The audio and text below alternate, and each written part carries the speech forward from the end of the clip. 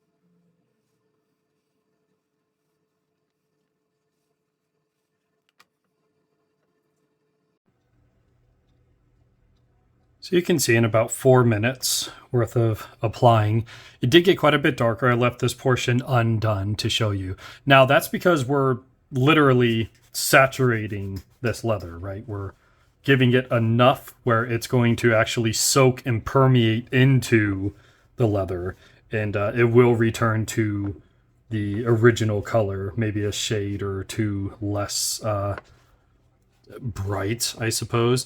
When I originally got this hat, like I said, I think it was more of a tannish, and I did like that color. This one's more of a naturally wood color, so I don't care too terribly much, but understand after the first application of this, it is going to rehydrate the leather from what the seller would have on their shelf. This is actually a hat that I got in Germany on our honeymoon, so it's coming up on 6 years old, and it's been in many a rainstorm, and just today out in the snow as I took the kids sledding because snow in March. So that's about all there is to it. Like I said, this is going to soak in and permeate into the leather, and you may have seen in the sped up video, but we'll go ahead to the bottle where it clearly states a little goes a long way. It says right there. And they're not lying. I mean, 4 dollops, probably the amount of toothpaste that you should be using in the morning, did this whole hat. It takes very little, especially when you have a pre-moistened applicator. The thing I like about this is you have a couple different means of using it. One, you have the thin sock that you just put on your hand like this, and you just drag it around. I wouldn't like polish the leather, but the more you abrade it and push and pull, you're more likely to get it to soak in. You may have noticed too, in these seams, I just run my fingertip, and it is covered all the way around. Much like a gutter, any rain or snow that accumulates on this is, of course, going to accumulate in the folds here. So if you do not treat it, that is the natural ingress route for water to permeate into here, which is not what you want. So I go ahead and make sure that I get under the seams, into the seams, but a very small amount goes a very long way, and it will prevent it from cracking, help heal any cracks that are existing, rehydrate the leather, keep the rain off it, keep the snow off it. Another thing is any rain or snow that does get on a untreated hat, those water spots, much like a car, are going to stay baked into the leather essentially. So if you could get ahead of it, the first time I used this hat before I actually took it out into the elements, I went ahead and treated it, and you'll notice there's no spotting from where the rain and snow was. So take care of your investments and they will take care of you. I want to say this bottle was like $20 maybe on Amazon, and like I said, I took a gamble on it. It's 8 fluid ounces. I'm down to here, so I've used maybe 3-4 ounces of it, and I have treated my mom's Subaru Forester, my dad's Subaru Outback, the wife's Subaru Outback, my Subaru Forester, this hat, gloves, my mom's leather purse, my dad's leather wallet. I've done all the things with it, and I'll tell you, as useful as it is on dehydrated leather skin, it really, I can already feel some of the hot spots, dry spots on my skin starting to feel better. And it isn't oily. It will leave fingerprints if you were to touch something that isn't, treated with this. But it's almost a lotion for your hands as well. Assuming you work hard. I don't. But it does help your hands as well. So there's no toxic element to this. It's not like you have to wear gloves as you're spreading an unknown chemical onto stuff. While it says it's leather honey, I imagine there isn't honey in it. That would be very, very sticky in the very, very hot summer. But that is about what I have for today. Like I said, this $20 bottle of leather honey, leather conditioner since 1968, for what good that is. I've used on a great many things, and it has worked very well for me. Possibly it will work the same for you. And I guess while you're here, again, untreated, treated, you can see a little bit more sheen and shine on this. Like I said, this one you're going to notice it a little bit more. The trick I would suggest to you is put it on. And that's going to give rigidity to the glove. So now you're not trying to wipe down a floopy finger. You're trying to wipe down a rigid finger, right? And then I think I was originally saying you can do on your fingers like this for more intricate work. And if you wanted to, like this is a lot of surface area and a small area, right? So I'm going to use the glove and my fingers are completely wrapped, so I'm saturating it the whole way.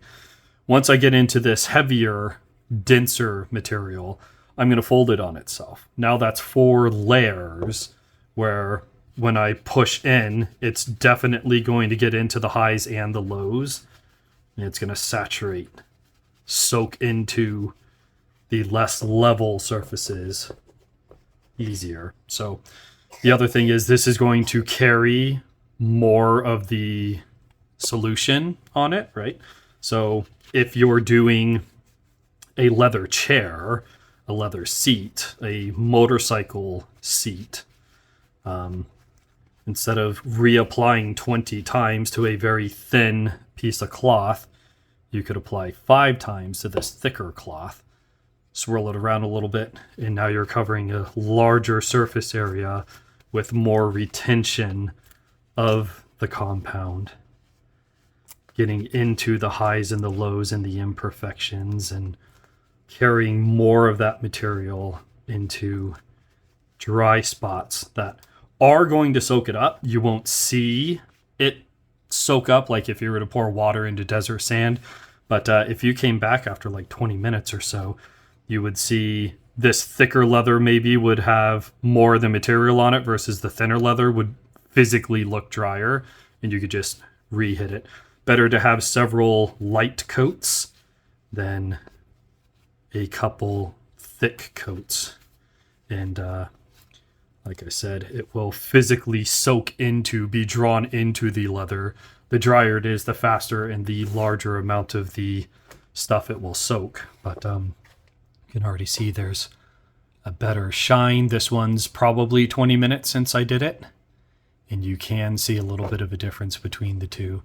But as I said, the more you take care of your stuff, especially protection gear, things that allow you to operate a 750-pound motorcycle at totally only the speed limit, the better off you're going to be, the more pliable the gloves are going to be, the easier to manipulate the controls are going to be, and the more fun and safety you'll have. So that's about all we have for today. $20 bottle of leather honey treats all your things so they can treat you better. This is outside the target demographic. I appreciate you guys stopping by. Any questions, comments, concerns you have, leave them in the comments section below. Again, I've only had this product for about a year and a half. It's worked very well for me. And if you have any experience with it or know of a different substance, go ahead and let us know in the comments section below. I'm sure I will find it helpful as well as other people passing through. So this is outside the target demographic. I'll catch you guys in the next video.